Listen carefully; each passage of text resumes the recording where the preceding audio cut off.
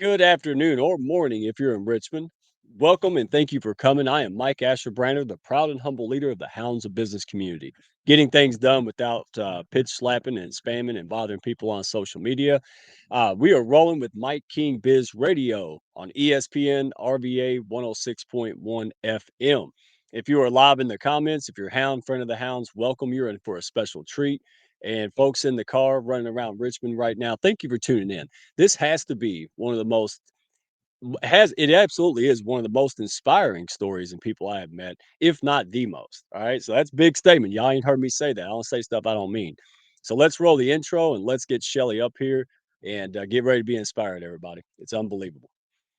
Yep. And I'm running solo. So Papaw's pushing buttons. I appreciate the grace. In a bit of a pickle. Don't you worry about a thing. You ain't alone in this. You're just a success story waiting to happen. Trust me on that.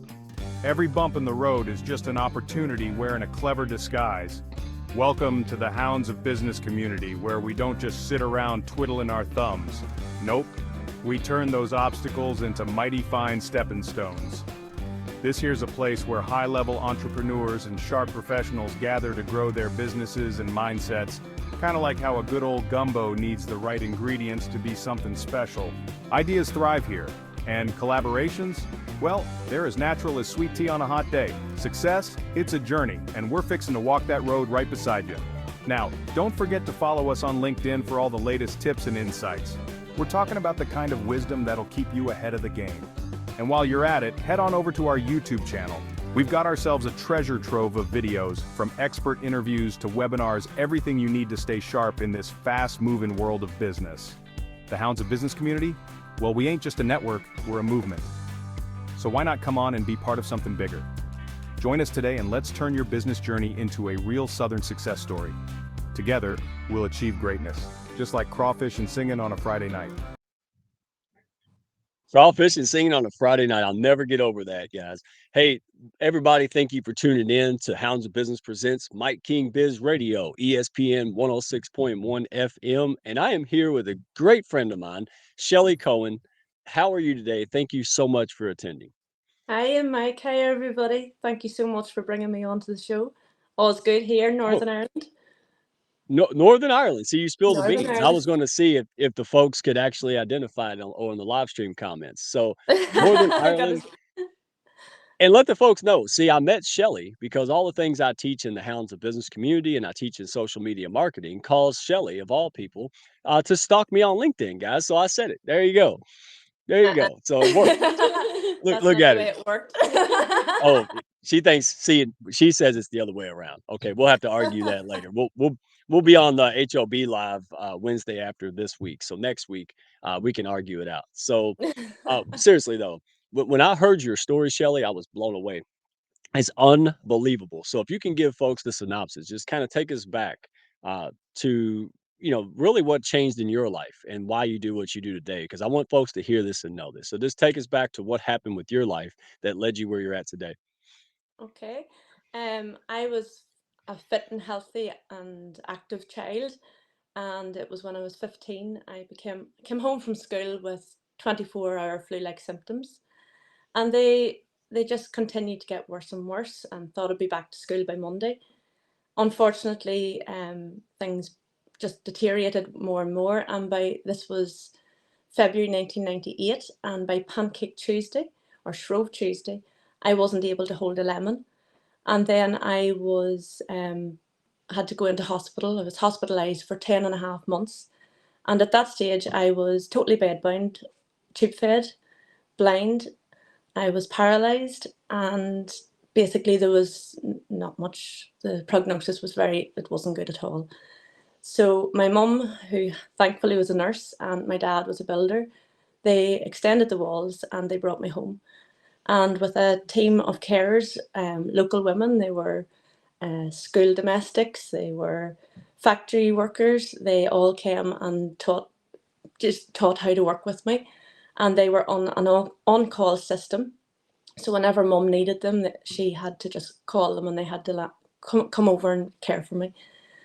So I came home in 1999, and for 12 years I was confined to bed, confined to the one room. And I that's the way I stayed for 12 years. And it was Let me just, let me let me interject. Hold on. I hope everybody yeah, heard this. So you said around 15 years old, right? yeah, So everything you walking, talking, just like all the classmates, all the people around you.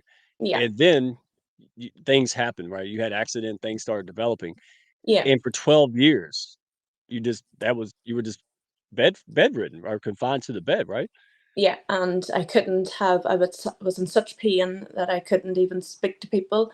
The noise of music, I couldn't listen to music for years. The smell, everything was hypersensitive. So the smells, sounds, everything around me, I just couldn't cope with it. And that's the way my life was for 12 years. Yeah. Wow, and I'm not trying to emphasize the pain, but I want folks to understand this, right? So, I get a paper cut and I'm out of the game for a day or 2, right? You your Yeah. whole life at such a young age was so just knocked off track to say the least, and you just kept fighting through 12 years, right? Yeah. So keep going. I just wanna make sure, but I wanna make sure people understand, Well, what was happening. for the majority of that time, I was so sick that a day, sometimes I lost days. I lost my memory as well. Uh, we think a lot of it stemmed back from a fall that I had out of a hay shed. A few months prior to that, I fell and I knocked my forehead. And as my dad always says, you can't have a fall and nothing happen in your brain. So that is where we think it stemmed from. But yes, it was a long time and it was lonely. I had my mum and carers coming in and out, and I also had my pets for company. A lot of people now think when they were told to be inside for COVID and they couldn't cope. Um, it was a long 12 years, and especially when you lost your memory, people from school were trying to stay in touch, but I didn't know who these people were. They were strangers to me, really, and I actually forgot what my childhood was like. So mum used to tell me all the things I did as a child, and I just said to her one day, "It sounds like I had a lovely childhood," and I didn't realize that comment would have really hurt mummy, but that's it was just the way life was, yeah. Okay, so first of all, I can read the minds of folks out there because I'm thinking, how in the world, right? So let me fast forward. Let me spoiler alert for everybody listening right now. You see the lady public speaking, advocating for disability, right? Folks with disabilities, advocating to help businesses be more compliant, and accessible. All these things. You're running around. You're Halloween, right? Go check out her LinkedIn, Shelley Cowan, right? I said it right. Oh yeah, Cowan on LinkedIn, Shelley with two E's. yeah. And, she's jumping around and running around what are you playing? Football, right? Soccer is what Football I'm with saying. help now. I still Right. can't stand. I can walk and stand, but with help, I can't get out of a chair at the minute, without help. So when you say football, it's my arm is around somebody and they are basically pulling me across the pitch. So it's a scene in itself. It's funny. Yeah, but 12 years of pain and not being able to put socks on and go out Yeah, and do things, and you're not being doing it able to now. get washed. So, um, when I had water on my skin, it was like somebody was like slapping sunburn. So everything was, as I say, hypersensitive. So it was tough, but I suppose at the time you just think I have to get through it, and I never wanted. I always had this thing, why me? But there also was that thing in me. There was something inside me saying there was more to my life, and I wasn't going. This illness was not going to be the end of it. And something drove me. The one thing I would say, I felt that I had lost a lot. I had lost a lot of my teenage years, and I always felt that I had lost with education.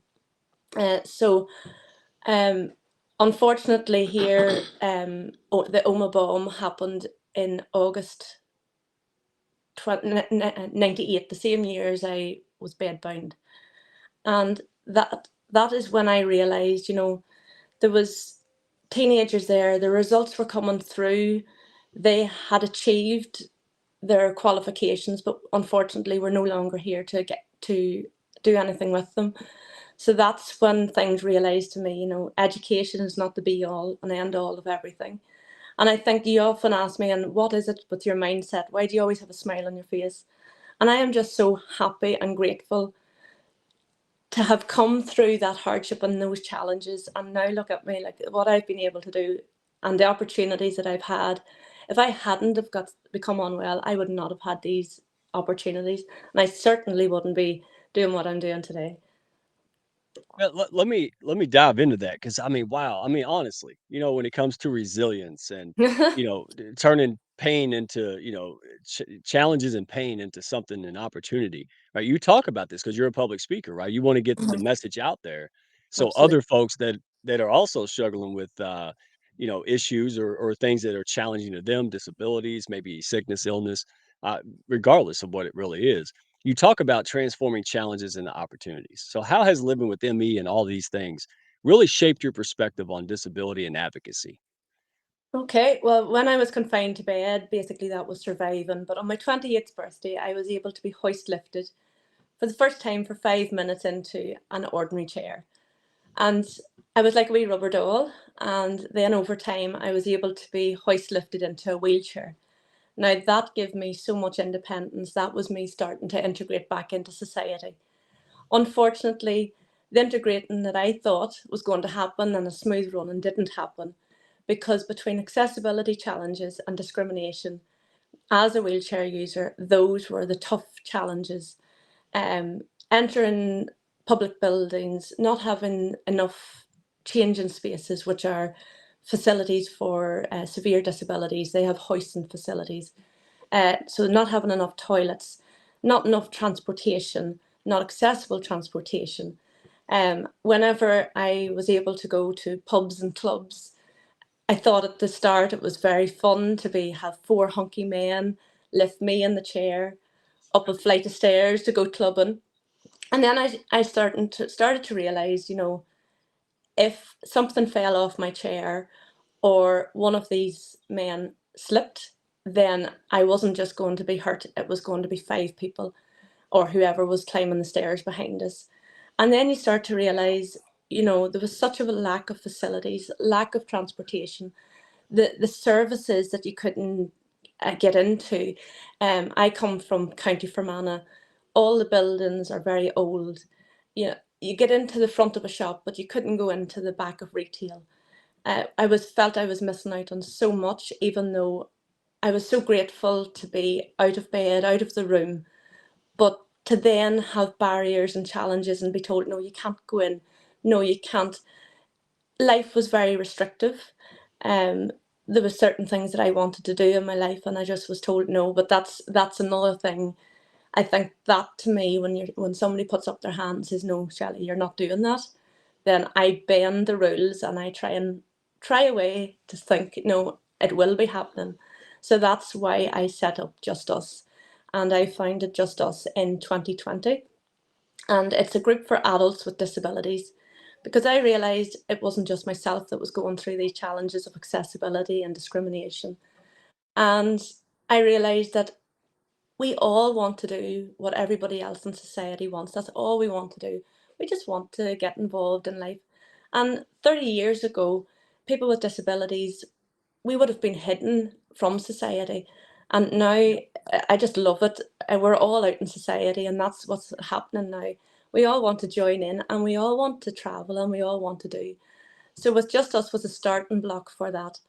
It's to provide regular activities, social activities for people with disabilities. And when I set that up, I didn't want to have it just for an ME association or an MS association. I wanted it for any adult with a disability, whether that be learning, sensory, or physical. And so I couldn't bring them to the pub and the club. I hired hotel function rooms and brought DJs in, and it meant that everybody was on similar wavelength and they just let their hair down, and it was Right. unbelievable, unbelievable. All right, And but let me get into it because again, not just you. This is what I love about folks that we attract in the Hounds of Business community, right? It's not just about us. I mean, that right there. Hey, look at me. But your whole life is dedicated to helping and advocating and encouraging and making the world a better place for folks who are similar to you, right? Similar challenges. So let's get into that. But right after I say thank you to Mike King Biz, Mike King, you're the man. Love having you in the Hounds. Thank you for the opportunity to push up folks and be international. Uh, Love it, man. You're tuning in to Mike King Biz Radio, 106.1 ESPN RVA. We are here with the one and only Shelley Cowan with Access Avenue. If you're driving around, you can find her on LinkedIn, Shelley with two E's, Cowan, Cohen, right? And Access, right? Spell Avenue. So the website is accessavenue.co.uk. Accessavenue.co.uk. She is doing too much stuff to have to tell you all of her web links. So we're just going to give you that one because that one is where you can find out what's going on, uh, and plug in and share. Find ways to be a part of the solution, help other people. And we're going to get into it as well because businesses, it's not just being a nice business when you make accessibility and hospitality industry, better for folks, but it's more profitable too, right? So we're going to get into that now.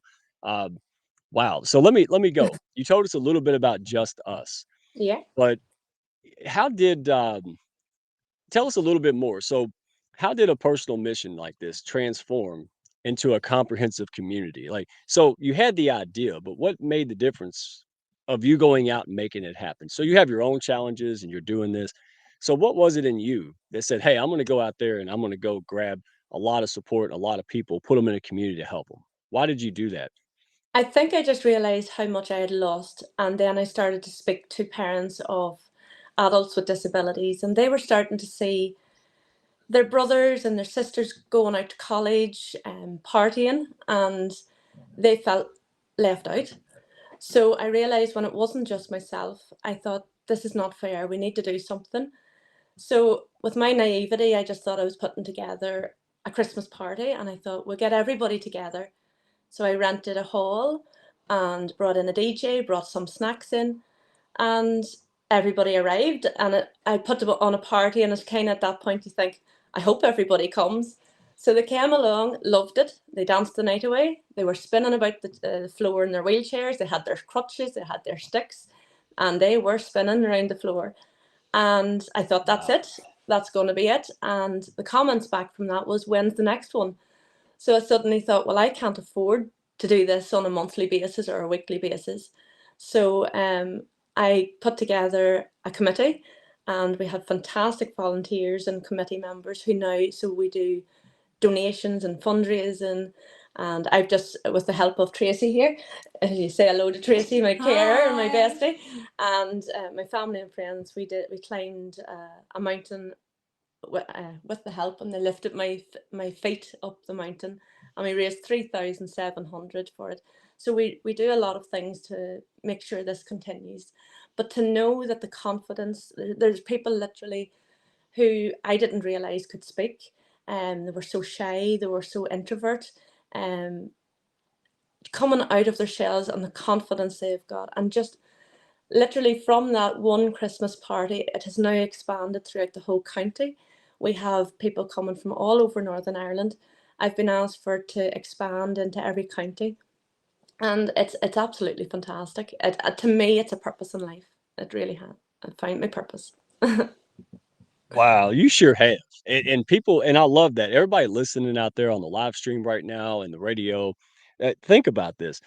Is it safe to say, Shelley, you were all passion and no clue? Like you didn't have a Yes, background in yeah. putting on. I think you But could say yeah, you that about me every day. yeah, no, I can because I am. I'm just some dude that started talking, and look, we built a community of people. You know, so again, take note. You don't have to have all the answers, guys. I mean, dadgummit, right? All the challenges, all she had all the reasons not to do this, right? All the not just excuses, really good reasons not to go the next level, not to, fight through all the pain, physical pain, all the mental, stuff we had to sort out. But you did it, right? And now it's not your life. Like you're making up for lost time. Like you are a smile all the time. You're always out there. People are attracted to your personality, what you're about. You love everyone. It's just amazing. So Tell us about accommodation for all, right? Did I say Okay. that right?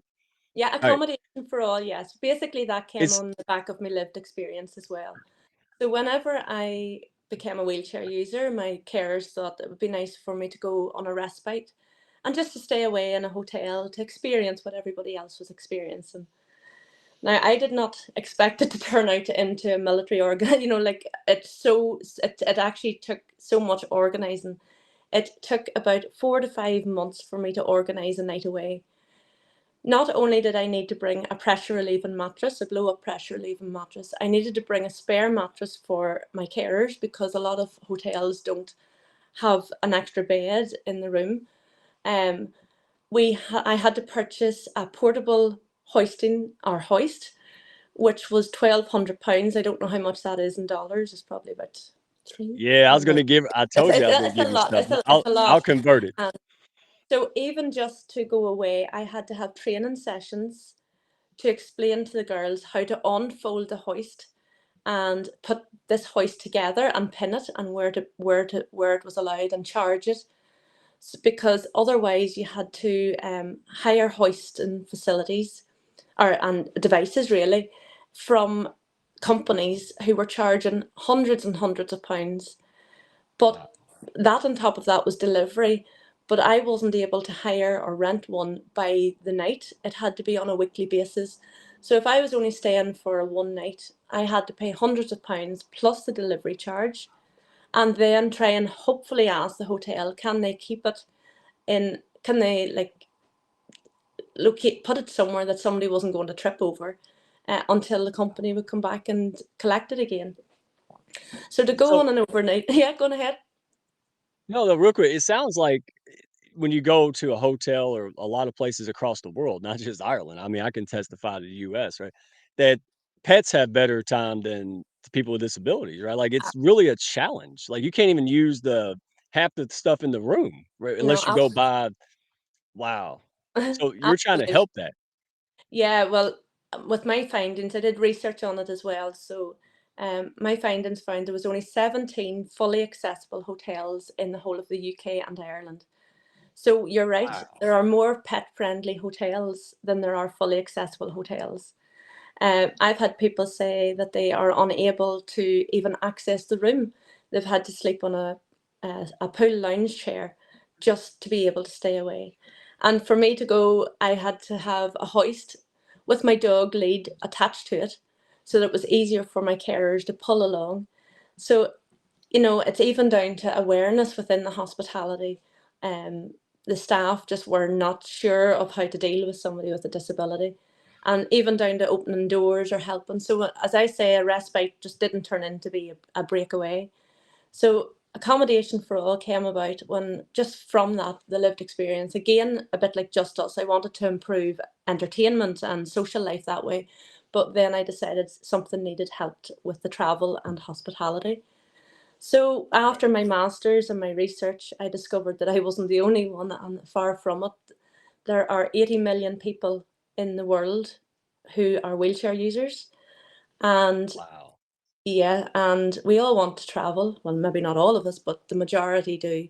And I was speaking to people from America who said they can't go on a plane or travel internationally because they're afraid of their wheelchair being damaged in flight. Now, Mhm. the quote that always gets me is, if I travel to a different country and my wheelchair is broken, the wheelchair is my legs. So I'm in a strange country with broken legs. I can't go anywhere and I can't speak the language to get help to fix that chair.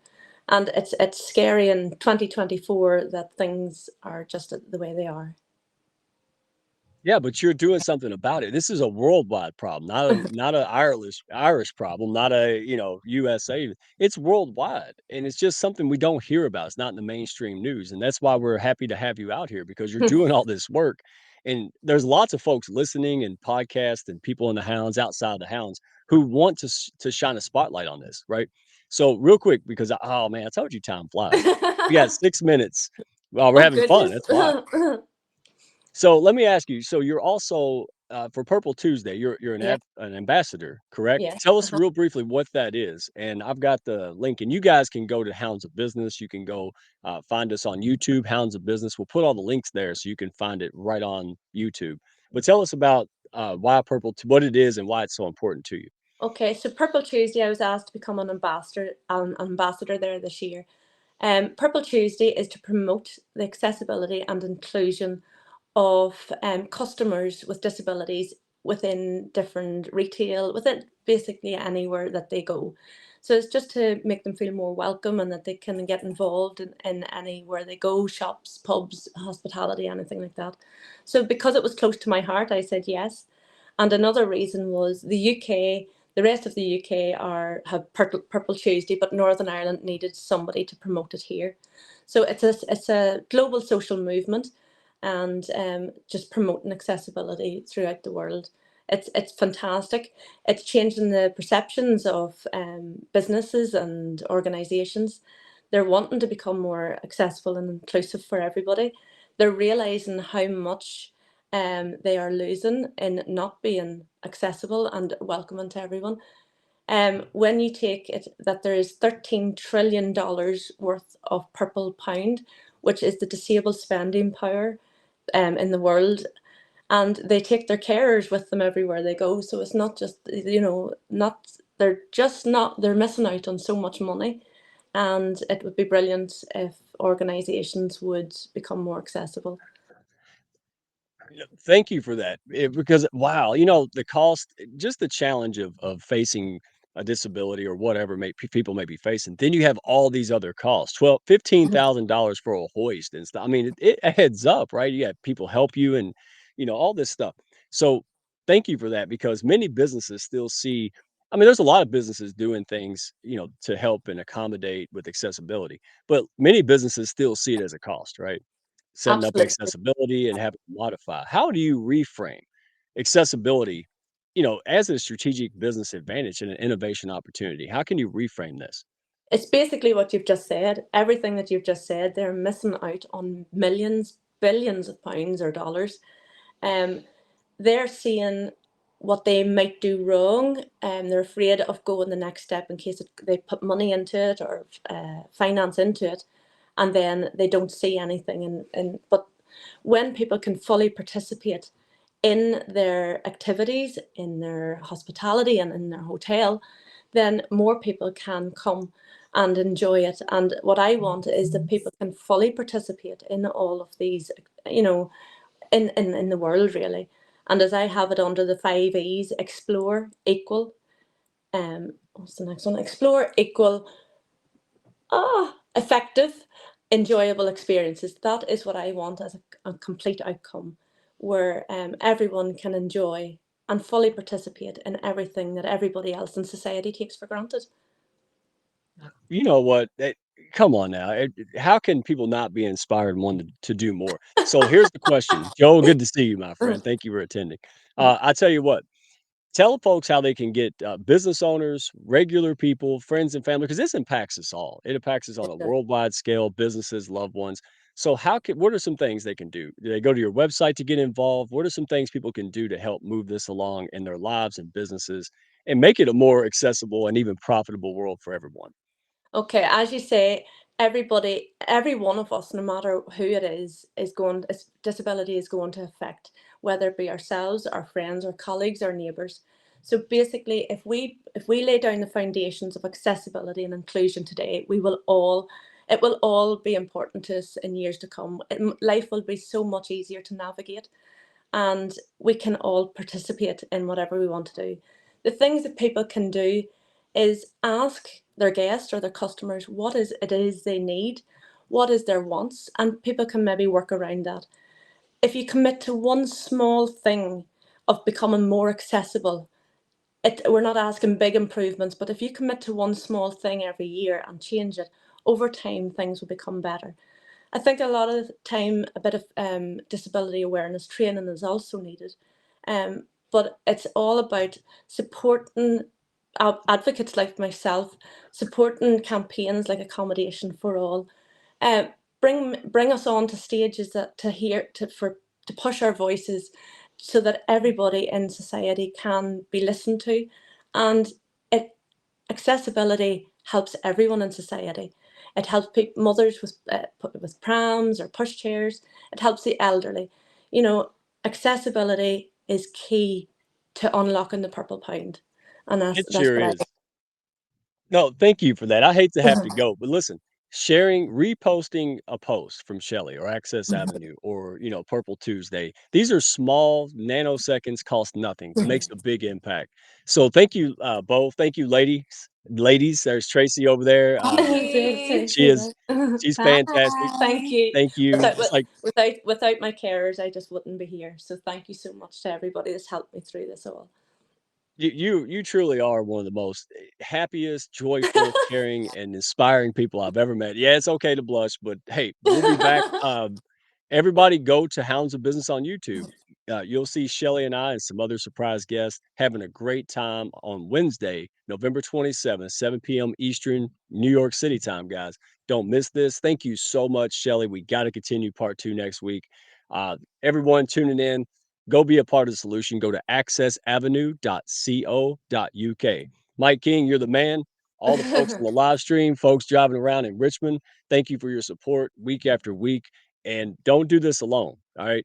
Join a pack that can help elevate you. You have something special to do in this world, but most people won't because we don't have the resources and support to get it done. Hey, plug into this community and ecosystem of winners like you're seeing here with Shelley. And let's get this going, guys. We have an impact to make. No time to waste. We'll see you on the next one. Thank y'all for stopping by. Be sure to follow, share, and like, and send me a message if you had fun today. Y'all come back now.